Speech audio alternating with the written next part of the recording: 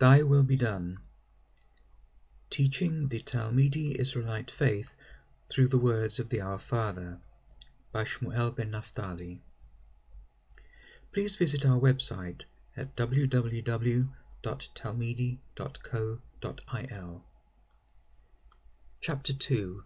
The Ancient Community of the Way and the Talmidi Israelite View of the Second Temple Period. Section 4. The Holiness of God. When an English speaker mentions the word holiness, we immediately think of goodness, sinlessness, kindness, piety, and compassion. However, although these are indeed innate qualities of a holy God, this is not the primary meaning of holiness in the Israelite tradition. Even in Pharisaic thought, holiness was merely apartness and separateness. But even this doesn't come close to the profound and life-altering original meaning of the word. If you want to feel the full impact of this word on Hebrew thought, you have to go beyond the Christian meaning and even the rabbinic meaning of the word, and understand it from a completely Yahwist Israelite perspective.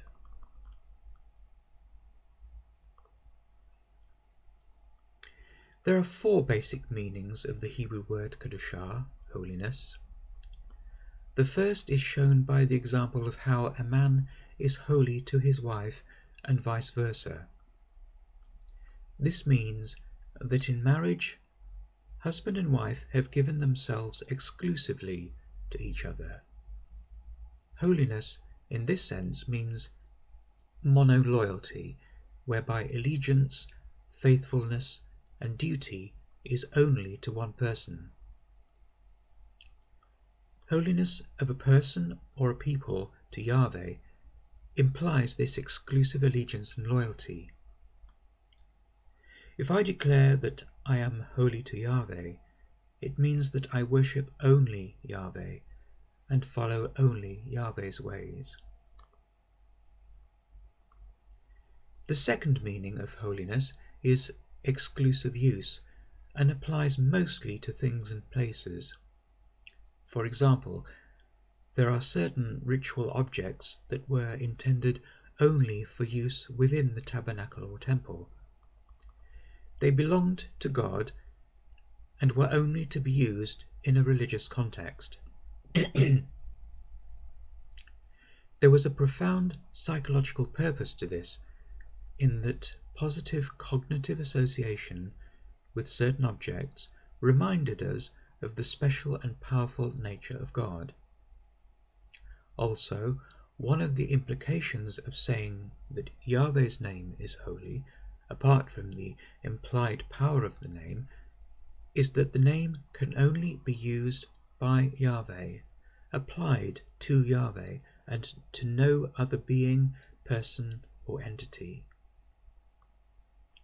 When you become aware of this side of holiness, you realize that to say Jesus is Yahweh is a tautology. Giving the holy name to another person or being means it's no longer holy. Most non-Jews are not aware of this aspect of the meaning of holiness. When Yahweh says, I, and I alone am Yahweh, God is referring to this aspect of the holiness of God's exclusive name. The third aspect of holiness is distinctiveness. Our way of life is to be holy. It has to be culturally and ethically distinctive. Culturally distinctive on the one hand, so that it would be representative of an otherwise invisible God, and ethically distinctive on the other, so that such a way of life would enable the indwelling presence of Yahweh to dwell among us without harming us. And this leads us on to the fourth most important meaning of holiness, the one which all the other meanings are subordinate to and are dependent on, and also the least well known. I would venture to guess that to most of us, even to those of us who firmly believe in God, that God remains a purely theological concept whose existence can only be taken as a matter of faith. However, there is one group of people for whom God becomes very real: prophets. For prophets, God is not just a voice one hears in one's head. God is a very powerful force that seizes hold of their lives. Yahweh is a living, sentient being who is so overwhelming in nature that these men and women shudder in trembling awe at what they experience, and are never the same again. For example, Isaiah feared for his life when he had visions from God.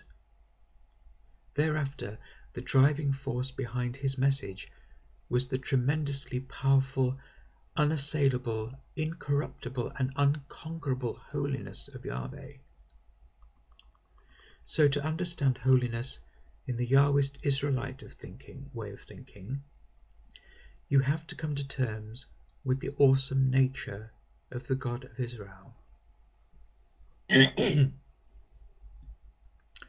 Yahweh's holiness is inextricably linked to God's physical unapproachableness because of the power of the divine radiance or glory.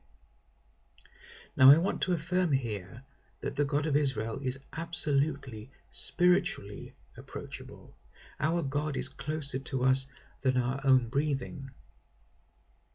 But if we were to experience God the same way that, for example, the seraphim in heaven experience God, the fiery angels that dwell in the immediate presence of God, then we would all be burnt to a crisp.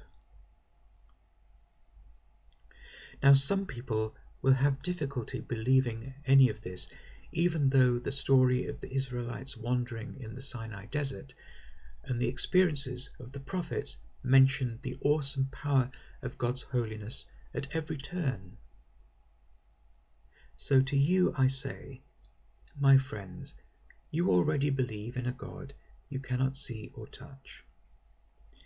Is it easier for you to believe in a God who has no effect on you at all? One that you can define on your own terms, one that you can control, a safe God you can turn on and off whenever you wish? Is it so uncomfortable to believe in a strong, mighty, and awesomely powerful God? One who is distinctive in personality and nature, and one whose power and majesty cannot be equaled or exceeded by anyone or anything? When Moses went up Mount Sinai the second time, that's Exodus 34 verses 4 to 7, what he experienced there was an opening between heaven and earth, a kind of doorway, one that allowed him to see heaven and the light of God's glory, the light that suffuses all things there. What he saw was the face, or rather front and back of this opening. God would have been able to open this doorway anywhere, at any time. Now Moses had asked God to travel with his people, but God warned Moses that if God were to travel with the Israelites, they would be destroyed by God's glory. If God's glory opened up amongst the Israelites, they would all have been incinerated by it. So the tabernacle was built to allow a doorway to God's glory in heaven to open above the ark anywhere the Israelites went. Such a tabernacle would also protect the Israelites from the harmful effects of God's glory. That was the main purpose of the tent of the tabernacle, and later of the temple, to protect the Israelites from the harmful effects of God's glory, but allow its positive effects to filter through. Its place as a focus of worship and as a symbol of God's presence among God's people was secondary. Now, I have shown you something of the physical unapproachableness of God, that we cannot encounter Yahweh's glory without endangering our physical bodies. I want to tell you about a second aspect of this holiness, moral purity, or how Yahweh is incorruptible and incapable of sin or wrong. When prophets such as Malachi speak against injustice, oppression, and corruption, their speech is full of metaphors about God's justice being like a consuming fire, that it would consume the wicked but purify the good. Wickedness and injustice cannot stand before God, because the fire of God's holiness will utterly destroy it. In Talmidi theology, it wasn't the blood of sacrifices that brought about the cleansing of the soul from sin, because if an unrepentant person offered a sacrifice, then there was no forgiveness, there was no cleansing. The primary purpose of the offering was symbolic, to show what would happen to our physical bodies if we were to approach God's glory. The fire of the altar in the temple was therefore a physical metaphor for God's glory in heaven. Although we cannot approach God physically, repentance does allow a soul to approach God spiritually. It is the purity and power of the presence of God alone, and not blood, which cleanses us of our sin. That is the primary effect of God's holiness, a divine moral purity that is able to obliterate wickedness and injustice, and cleanse us of the stain and injury of sin.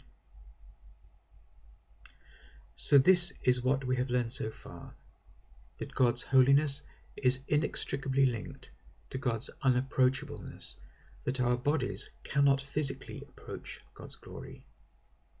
The second is the fact that we can approach God spiritually, and that a repentant soul can thus be cleansed by God's glory. There is a line in the Psalms that says, "Cleanse me with hyssop, and I shall be clean, but wash me, that is, in your glory, and I shall become whiter than snow."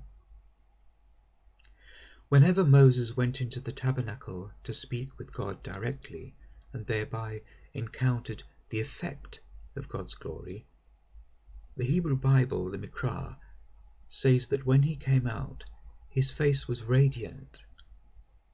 This implies that whenever Moses entered into the presence of Yahweh, he was temporarily cleansed of the spiritual stain of his wrongdoings.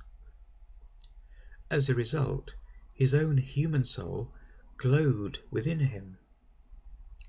The psalmist understood this when he told us how washing with natural soap would make us clean, but how being cleansed by the glory of God would make our souls whiter than snow. When we live a holy way of life, the indwelling presence of Yahweh can dwell amongst us without harming us. The effect of God's holiness in such a community is to protect it, strengthen it, sustain it, and make it secure and safe. When we reject a holy way of life, God's presence cannot remain among us without doing us harm, and so withdraws.